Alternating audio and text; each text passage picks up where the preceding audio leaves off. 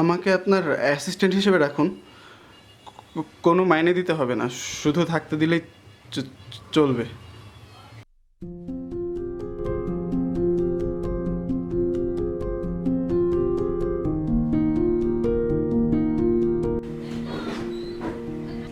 আপনার নাম? সুনীল। আপনার বাড়ি কোথায়?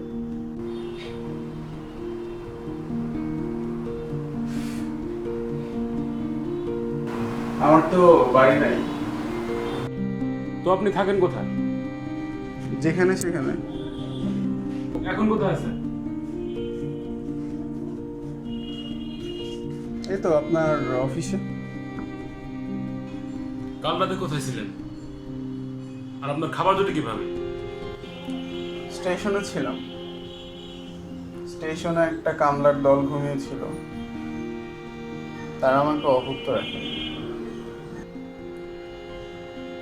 দেখুন, আমি একজন ডিটেকটিভ হলেও অ্যাসিস্ট্যান্ট রাখার মতো প্রয়োজন বা সামর্থ্য আমার নেই।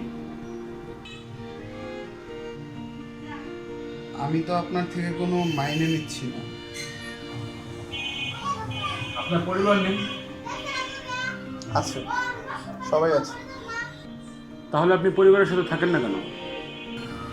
তাদের সাথে থাকার তো কোনো কারণ দেখছি না। তার মানে কি আপনি পরিবারের সাথে না থেকে রাস্তা রাস্তা ঘুরে বেড়ান? এই যে আপনার কাছে পরিবারের সাথে না থাকাটা অস্বাভাবিক বলে মনে হচ্ছে, ঠিক তেমনি আমার কাছে পরিবারের সাথে সারা জীবন এক জায়গায় বসে কাটিয়ে দেওয়াটা অদ্ভুত মনে হয়। আপনাকে দেখে পাগল মনে হলেও আপনি তা নন। আচ্ছা, আপনার বন্ধু বান্ধব আত্মীয় স্বজনের সাথে আপনার সম্পর্ক নেই? শান্ত নামে একটা বন্ধুর সাথে বেশ কিছুদিন আমি থাকতাম, কিন্তু সেখান থেকে আমাকে চলে আসতে হলো।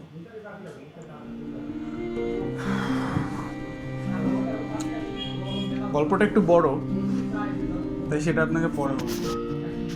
আপাতত যদি আমাকে কিছু খেতে দিতেন তাহলে এই যাত্রাটা ছিল।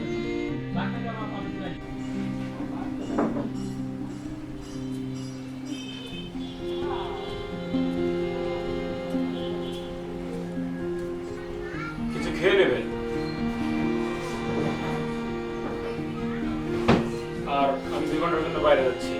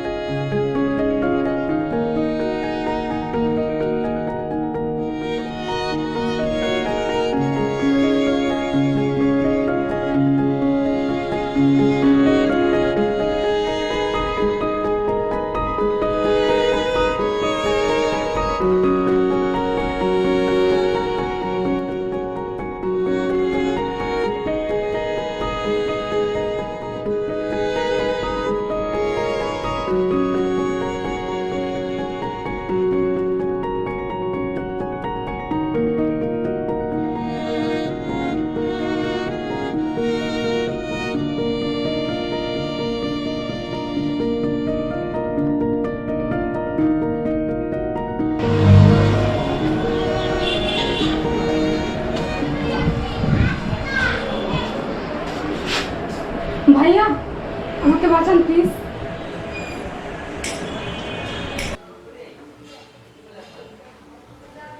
আচ্ছা বসুন, আপনার সমস্যাটা খুলে বলুন আমাকে। ভাইয়া, আমার বাসা হচ্ছে মিরপুরে। ও আচ্ছা, এটা খুব বড় একটা সমস্যা, কিন্তু তাতে আমার কি করার আছে? আপনি মিরপুর ছেড়ে অন্য কোথাও বাসা নিন।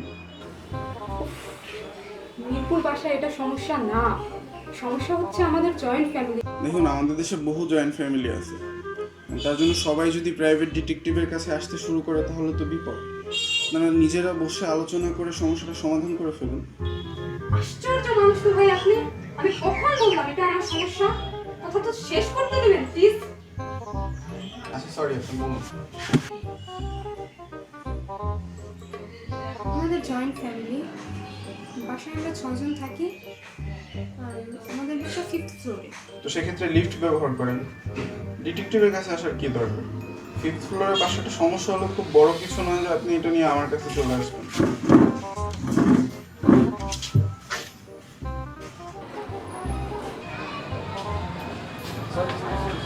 আমি আসলে দেখতে চাচ্ছিলাম আপনার ধৈর্য কতটুকু। একজন ভালো গোয়েন্দা হতে হলে আপনার প্রচুর ধৈর্যের প্রয়োজন, কিন্তু বলতে বাধ্য হচ্ছে আপনি খুব ভালো গোয়েন্দা নন, কারণ আপনার ধৈর্য শক্তি খুব কম। আশ্চর্য! আমি গোয়েন্দা হতে যাব কেন? গোয়েন্দা তো আপনি। আমি আপনাকে সমস্যা শোনাতে এসেছি, আর আপনি আমার সমস্যা শুনছেন না, উল্টাপাল্টা বুঝাই যাচ্ছেন আমাকে। এখন তো আমার সন্দেহ হচ্ছে আপনি মানসিকভাবে ভারসাম্যহীন কিনা। আমি আসলে গোয়েন্দা টোয়েন্দা কিছু না, গোয়েন্দা হচ্ছে আমার বন্ধু। ও আমাকে এখানে বসিয়ে রেখে ও মাছ ধরতে গেছে। তো আপনি যদি একটু অপেক্ষা করেন, বসেন, ও চলে আসবে কিছুক্ষণের মধ্যে। আপনার সাথে ব্যবহারটা করার জন্য আমি আসলে দুঃখিত। আপনি একটু ভেতরে বসুন।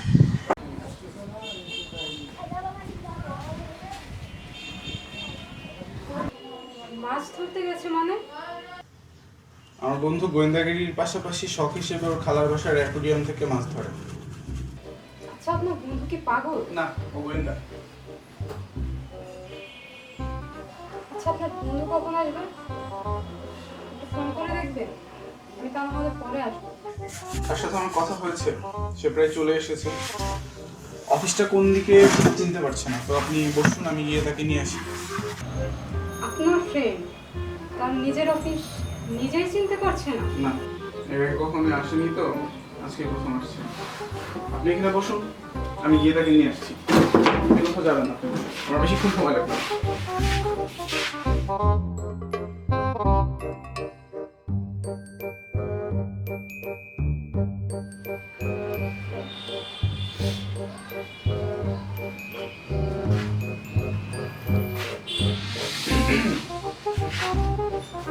আমি ডিটেকটিভ সিয়াম আহমেদ।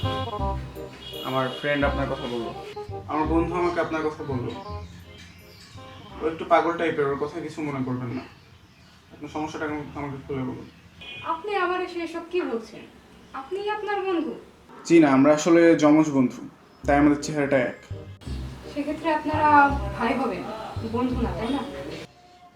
না, আমি আসলে আমার ভাইকে সবসময় বন্ধু হিসেবেই দেখে এসেছি।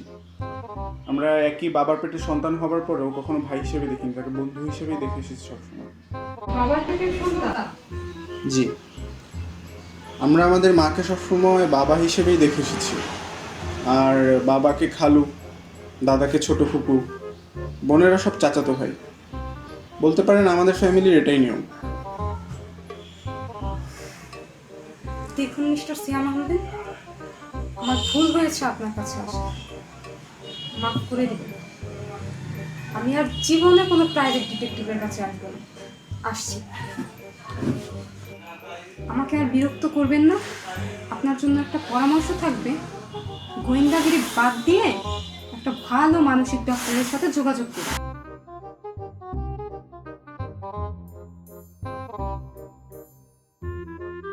এখন আপনি যদি আপনার সমস্যা না বলে যান, আমি কিন্তু সুইসাইড করবো এখন।